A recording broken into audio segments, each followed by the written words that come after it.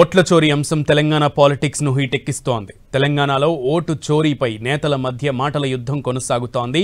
తెలంగాణలోనూ బీజేపీ ఓట్లు చోరీ చేసిందని కాంగ్రెస్ నేతలు ఆరోపిస్తుంటే బీజేపీ నేతలు ఓట్ల చోరీపై రాహుల్ గాంధీ ఆధారాలు నిరూపించడంతో సమాధానం చెప్పుకోలేక బీజేపీ పక్కదారి వెతుకుతోందని టీపీసీసీ చీఫ్ మహేష్ గౌడ్ ఆరోపించారు. ఓట్ల చోరీ చేస్తే మొత్తం ఎంపీ స్థానాలను బీజేపీనే గెలిచేదని BJP MP Raghunandan Rao counter ఇచ్చారు.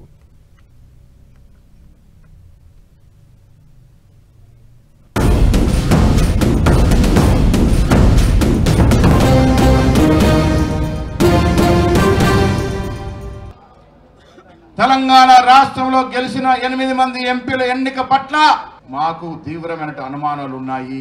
ఇక్కడ కూడా ఈ 8 మంది ఎంపీలు ఓట్లు దొంగలించే గెలిచారని కుండలు బద్దలు కొట్టి చెప్తా ఉన్నాను నేను. కారణం ఓట్లు దొంగలించే సంస్కృతి, అధికార దహం, ఎప్పటికీ అధికారం ఉండాలని తహతలాడుతున్న మోడీ, అమిత్ షా చేసిన పన్నాగం వల్లే మహారాష్ట్రలో కానీ కర్ణాటకలో కానీ ఓట్ల దొంగిలింపు జరిగింది.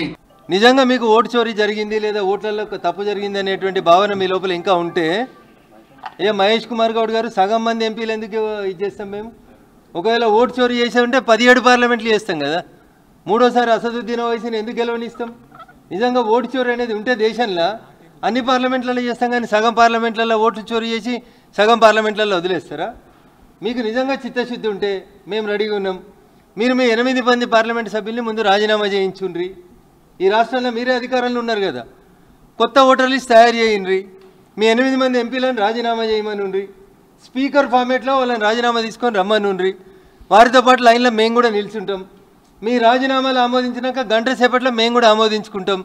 మొత్తం ఈ రాష్ట్రంలో 17 ఎంపీ స్థానాలకి కొత్త ఫ్రెష్ ఓటర్ లిస్ట్ తోటి ఎన్నికలకు పోదాం. మాకు ఆ ధైర్యం ఉంది.